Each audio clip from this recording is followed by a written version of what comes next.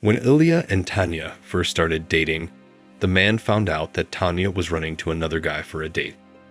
Then he had a serious talk with him, and Tanya offered to choose between him or Ilya. The choice was obvious. Ilya was the son of a businessman. He worked at his father's company and made good money. Of course, between the poor student and Ilya, she chose the latter. Ilya was head over heels in love with his wife. He liked everything about her. The way she looked, the way she talked, the way she moved. She was 24, and he was 30 when they got married. Ilya did not skimp on the wedding. Tanya could choose anything she liked. The celebration turned out to be lavish in scope, and after it the young couple went on vacation. Ilya did not insist that Tanya work. They had enough money. The man tried to give his wife more time, took her on vacations, invited her along with him to events. He was proud of his wife. He was very flattered to show her off to everyone. Tanya was always smartly dressed and aroused the interest of men and the envy of women. After a while, her husband began to notice that his wife often went somewhere. She said she was going to the gym, to her friends, to a beauty salon. She always had some excuse to leave. And when she came back, Tanya was always in a good mood. "You look different," smiling. Ilya looked at his wife, who had just returned from another treatment at the salon. "I'm just trying to be better for you," Tanya purred in his ear. Ilya held his wife tightly against him and inhaled her scent. Tanya's hair smelled faintly of cigarette smoke and men's cologne. "And why do you smell of men's perfume, Tanya?" strictly asked Ilya. "Are you up to your old tricks again?" Tanya's cheeks flared. She pushed her husband away from her and indignantly exclaimed, "How can you suspect me? I do everything for you and you." Turning around, Tanya cried and went to her room. A feeling of guilt came over Ilya. He immediately began to look for reasons to justify Tanya, because deep in his heart he was afraid of repeating that situation with another man. They never brought it up again, and Ilya tried to make amends with his wife. Now it seemed to him that he had wrongly accused her, and his conscience was eating him up from the inside. One evening, Ilya got a call from a friend and asked him to meet him. He agreed. They went to a restaurant where Ilya had too much alcohol. Sitting at the table, with his hand under his head, Ilya, with a slurred tongue, poured out to his friend about Tanya, about her cheating before the wedding, and about the fact that recently Ilya had smelled someone else's scent on her again. "Ilya, my friend was also pretty drunk, you fool. She was pulling the strings out of you, and you were happy to try." They had never talked like that before. But in the morning, the memories of that evening left Ilya with only vague images and a headache. But the strangeness from his wife did not end there. After a while, the man began to notice traces of bruises on his wife. When he asked Tanya about it, she said they were left by the masseur. Ilya believed her. Indeed, his wife had just had a massage. But later bruises began to appear not only on her thighs, and one day Ilya noticed a blue spot on her neck. He was very angry at Tatiana, but he couldn't do anything about it. She had not been caught by the hand, which meant that Ilya had no proof. But the whole situation moved forward one night when Ilya got a call from his friend and asked for an urgent meeting. Yegor was very nervous. He, greatly embarrassed, began his story. Stammering, his friend quietly confessed that he had very unusual interests in bed. Ilya immediately laughed. "Of course, I'm happy for you that you dare to open up like this, but tell me, what do your interests have to do with me?" The most direct. Yegor snapped back. His friend asked him to listen carefully. As his friend looked very serious, Ilya was silent. His friend told him that there was a hobby club in their city. Grown-ups and completely different people met there once or twice a week. And yesterday, when Yegor was at another meeting, he saw a vaguely familiar woman. At first he did not pay any attention to it. It was a small town. Some faces stuck out in his memory, and then he realized who it was. "Ilya, do you know anything about your wife's affairs?" Igor asked cautiously. The man was embarrassed, but answered that he had suspicions about Tanya. But then, finding no evidence, it all went away. And why do you ask? Gloomily asked Ilya. Because yesterday in this club was not only me, the woman who seemed to me familiar turned out to be Tanya, concluded the friend. Ilya was dumbfounded. Now he began to understand what Igor was getting at and what the whole story was about. The puzzle in the man's head was complete. All the thoughts that were swirling in his head were true. A friend told him what kind of club it was. People who had certain interests in bed gathered there. Now it occurred to Ilya how his wife got the bruises. Of course, the story about the massage seemed true to him. But now he understood that it was all a lie. He asked Yegor where the club was and asked him to take him there. He spent the whole week on pins and needles. That very day, Ilya waited a long time for his wife to finish packing and leave the house. And when he did, he went after her. He was given a mask at the club, so no one would recognize him. Anonymity was the club's rules. Ilya began to wait to be introduced to his wife. He was very nervous while waiting. Yegor whispered in his ear how the meeting at the club was going. The girls come out one by one, and everyone chooses a partner. Then we go to their rooms. Ilya was so tense he even wanted to leave, but his friend stopped him, saying that lies could not last forever. There were only men sitting in the waiting room. They were all wearing masks and stripped down to their underwear. Some had a leather harness on their bodies. Finally, they heard the door to the room open for Ilya, a pounding in his temples, his adrenaline going off the scale. To the last, he didn't want to believe he was about to see his wife. The women came out one by one. They were all dressed in identical mesh dresses. Each one had a mask on her face. But unlike the men's, it only covered the top part of their faces. In addition to the mask, a ribbon covered their eyes. The women could not see who was choosing them. The first girl came out. Ilya relaxed a little. It wasn't Tanya. The second went on, the third. And then, finally, he saw his wife. There was no doubt that it was her. When you live with a man for many years, you know his every move and every point on his body. The women lined up opposite the men. Ilya was about to rush to her, but Yegor stopped him. "Don't spoil the others' evening," he said. "Take her into the room and talk to her." Ilya stepped forward first. He was afraid that Tanya would be intercepted by someone else. He held out his hand to his wife and led her into the room. There he first removed the mask from himself and from Tanya. The woman's eyes adjusted to the light, and she saw Ilya in front of her. "So tell me, has it started again?" asked an exhausted Ilya. "What do you miss?" "I don't understand. You're all running around for men." Tanya looked at him defiantly. Her face showed that she did not have the slightest bit of regret. "I want to, and I will, and you won't do anything to me. So many years you have put up with it, and you will put up with it again. You humiliated me in front of my friend." Ilya touched her shoulders. "I will not stand for this." He tossed her a couple of dirty curses. Ilya left the room. Tanya shouted after him that she hated him.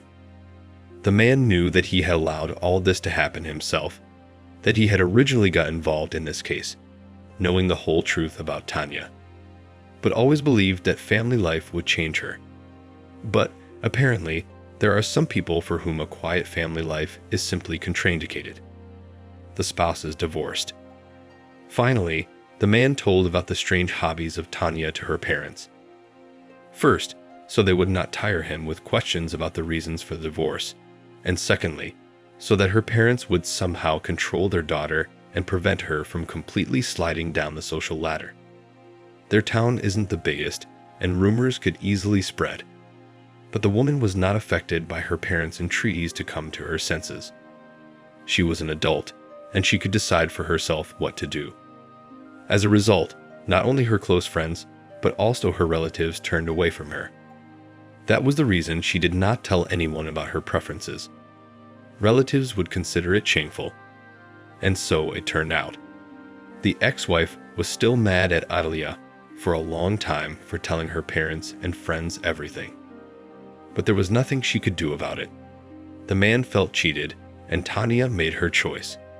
And every such choice always has consequences. The next story is even more interesting. Watch it all the way to the end. You will definitely be surprised. Vasily and Olga were married not long ago, although their relationship had already lasted 7 years. They were both in their 30s. They were both adults and self-sufficient, and it couldn't have been happier. They approached their marriage responsibly, without rushing headlong into it. They moved in together only after they got their passports stamped. Her grandmother left her apartment to Ilya, and this was a real blessing for the young family. Each of the spouses had their own interests, their own activities. They always said they were modern enough not to follow each other, but only to follow themselves. Their favorite pastime was to have dinner together, watch some soap opera, and then drink tea in the kitchen by candlelight. That night, they also sat together after work, singing a second pot of tea for two. Imagine, Mashka and hers are getting a divorce. Without taking her eyes off the phone, said her husband Olga. Vasily was surprised. Maria and her husband seemed such a beautiful couple. What happened? He asked in response. Grishka decided to return to his first love. It turns out that for half a year, he'd been making love to Masha behind her back. Olga talked about it easily and at ease, as if adultery were an everyday occurrence and there was no need to pay attention to it. Vasily looked suspiciously at his wife. "And you would forgive me for treason?" He asked a provocative question. Wife still did not take your eyes off the screen, replied question by question. "Do you plan to cheat?" "No." Abruptly, he said. "And I won't forgive you for it." "Yes, it hurts." Olga lazily answered Olga. Vasya did not want to develop the subject further. The tone of the conversation he categorically did not like. He just shrugged and left the kitchen. For some reason, this seemingly insignificant conversation settled in the man's mind, and he periodically went over it in his thoughts. Never before had he even considered the possibility of cheating. Not his wife, much less his own. And if Vasya was 100% sure of himself, then to get inside Olya's head and see what she thought about it, the man could not, and it clearly bothered him. Vasily decided to share his thoughts with his friend. But he did not understand him, and only ridiculed him. At first he was offended at his friend for not offering the kind of support Vasya needed at a difficult time. But then he decided that his friend was right. He invents his own problems on the level playing field. After all, cheating on Olga was never out of the question. She only shared a story from the life of his girlfriend, and already Vasily thought of everything else. The man began to notice that his wife suddenly liked to drive a car. At first she fought back, saying that she needed the license to dust on the shelf, and then suddenly she had a taste for it. He laughed about it behind her back, but never said anything to Oli's face. "Listen, who rides with you all the time?" he asked me once, when they were in the car together. He was annoyed. "But can't you throw out the trash behind you?"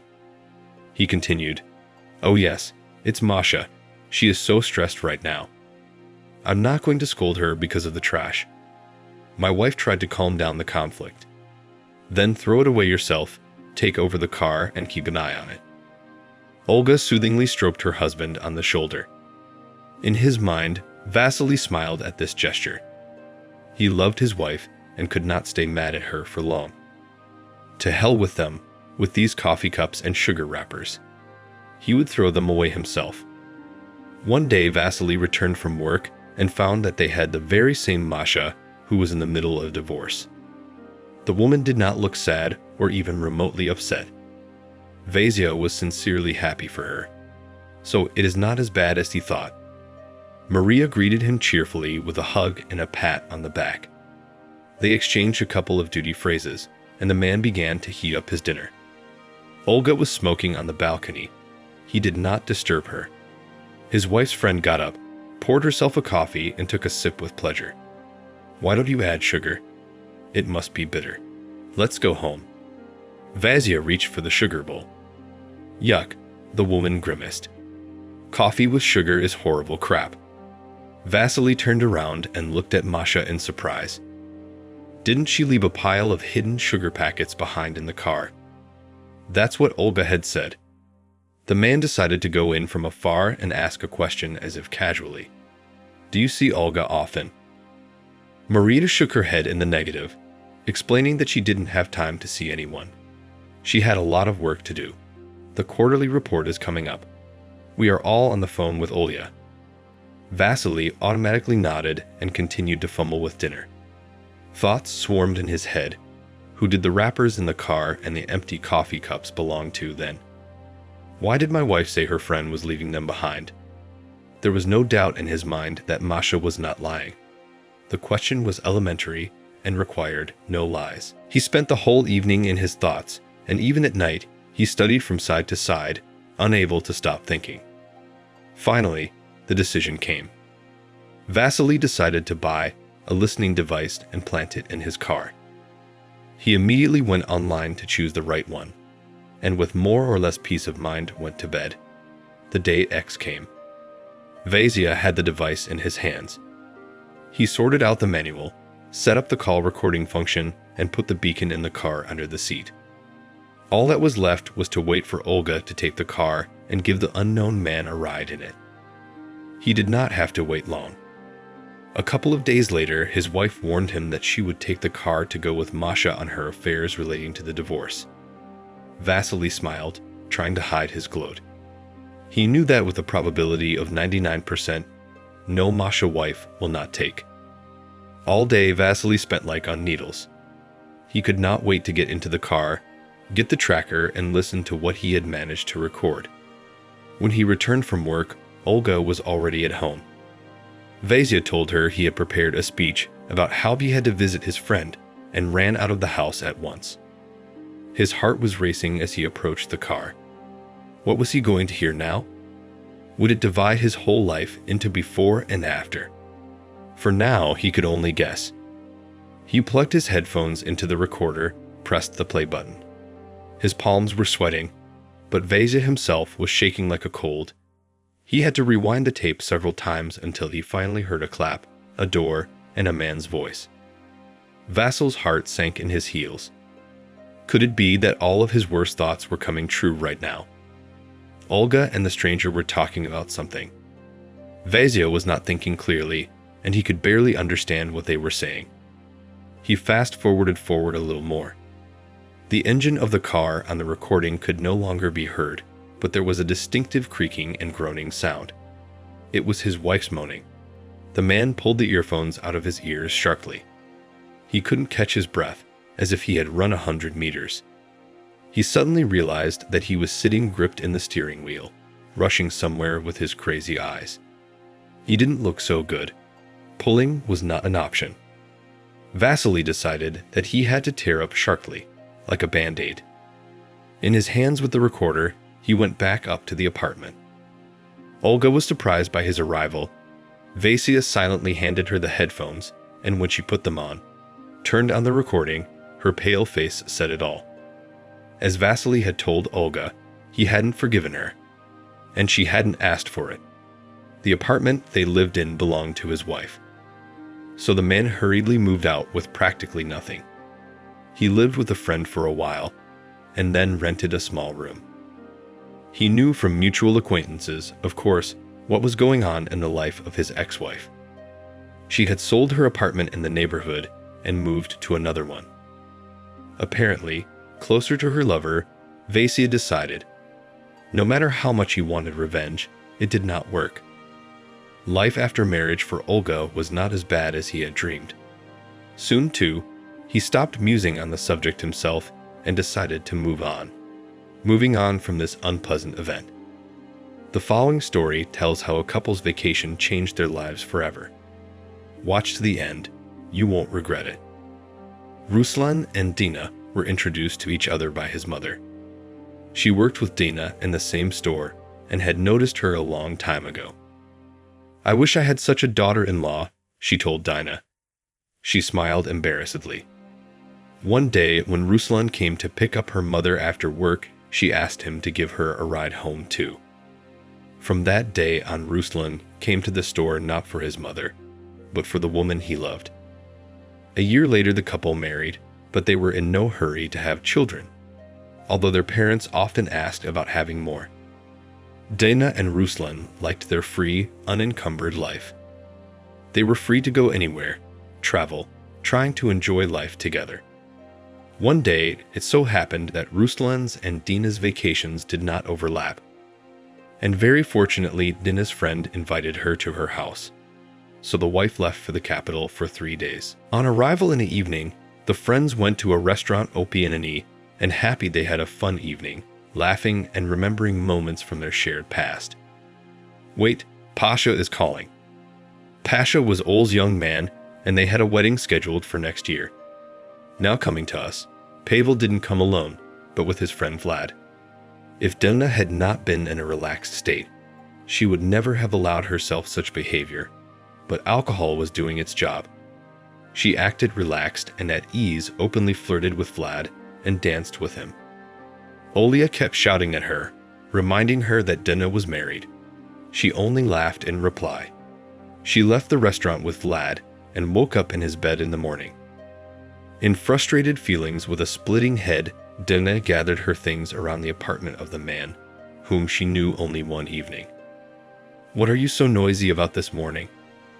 Vlad asked in a sleepy voice, rising from his bed on his elbows. Dina glanced at him again. Vlad had a beautiful pumped body and a pleasant face, charming, charismatic. All this, on the lie of her intoxication, condition gave rise to the passion and desire that culminated in intimacy with him. Everything was great, but I had to go. She pulled on jeans that smelled like cigarettes. I'm actually married. After these words, Dina cried. Vlad said that nothing had happened. Just a vacation romance, no one would know about it. As Dina flew back home, she raced this thought in her head the entire way. No one will know. Upon her arrival, her nostalgic husband surrounded her with care. She was so embarrassed by what she had done that she pulled away from him a little, which offended Ruslan. He wondered why his wife reacted to him sluggishly and without interest. After a month, Dina finally relaxed and began to think that no one would really know about her affair with Vlad. But it turned out to be much more complicated. She began to show signs of pregnancy. She ran with horror to the drugstore for a test, and at home shaking his hands made all the necessary manipulations. Seconds of waiting seemed like an eternity, and the second bright line was the way to where there was no turning back. She pondered her situation for another week, but then she decided to tell her husband. The chance that he would be the father of the child was very high. When he saw the 2 stripes, Ruslan with joy twirled Dina in a dance. He always dreamed of having a child, but for a while he thought that he and his wife were too early to plan this and needed time to live for themselves. Despite her husband's joy, Dina spent the entire 9 months with a heavy burden on her heart. For the 100th time, she counted the days, the possibilities, and the likelihood of Vlad becoming the father of this child. But it was all just to reassure her. Only DNA testing could tell the real result. At the height of summer, Dina gave birth to a daughter. She scrutinized the girl's facial features until her eyes hurt. Trying to look for anything resembling her husband or Vlad, it was hard to compare. Vlad's face came vaguely to mind. Dina remembered little from that day.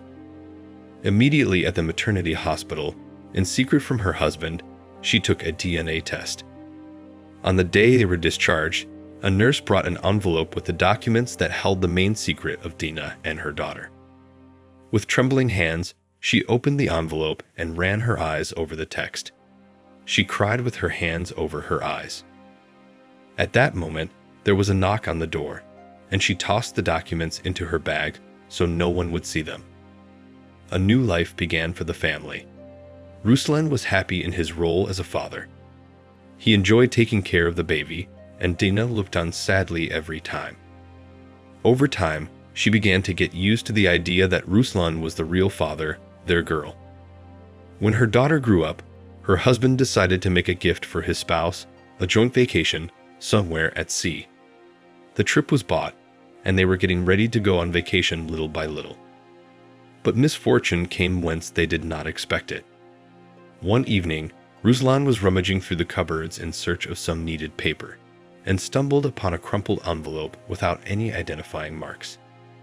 Inside lay several papers. He glanced at them and was thrown into a cold sweat by what he was reading. Sitting down at the table, he scrutinized the paternity test document.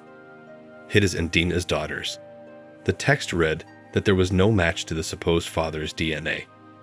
Shocked by the information, he sat and reread the document for the 100th time. A storm of emotions was brewing inside him. He heard the door open, and from the threshold Dina shouted, "Hi," taking Tanya to her grandmother. I could go shopping normally. Footsteps were heard. His wife came into the kitchen and found Ruslan sitting with the documents in his hands. She immediately recognized the envelope, which for some reason she had kept all these years in her filing cabinet. "I'll explain," she began, but Ruslan shook his head and shouted that he wanted to hear nothing, no explanations, no excuses. They sat across from each other, crying. All around them, there was a cloud of pain, so thick it felt like stabbing. Most of all, Ruslan felt pity for his daughter. Tanya was attached to him with all her heart. She waited for him from work and was very worried when he left her. She was his little girl who melted his calloused male heart. For himself, he decided that communication with his daughter, even if not his own, would continue against all odds. Dina begged her husband to forgive her, though she knew in her heart that such things could not be forgiven. Ruslan replied that he would never be able to forgive her. But for the time being, they would live together so as not to harm their daughter. Unfortunately, stories have happy endings only in fairy tales, and this union did not last long. Ruslan put up with Dina as much as he could, tried to put up with her and her actions for Tanya's sake. But he could not stand it and moved into a rented apartment. Dina understood everything and did not expect a miracle anymore. A rare person is able to forgive the betrayal of a loved one. Ruslan cannot be condemned. He did everything in his power, but he could not live near his cheating wife. Every time he saw Dina, he imagined her in the hands of another man and felt disgust for her. Dina was grateful to Ruslan when he allowed her and Tanya to live in his apartment for a while. It solved some of her problems. After all, now she was going to be a single mother who had to work hard to support herself and her daughter. Ruslan, of course, cared more about little Tanya, but not about his ex-wife. Dina had to go out to work in the store again. A steady man in her life no longer appeared. There was no one she could trust anymore, and no one with whom she could be happy. With each successive man, it was as if life was showing Dina what she had lost when she cheated on Ruslan. No one else could compare to him, and it depressed her. Sometimes in the evenings when Tanya spent the night at her father's, Dina would cry and draw a happy picture in her head in which she did not go to the capital, and she and Ruslan were together. Such is the story. Share in the comments what you think about this situation and the behavior of the characters.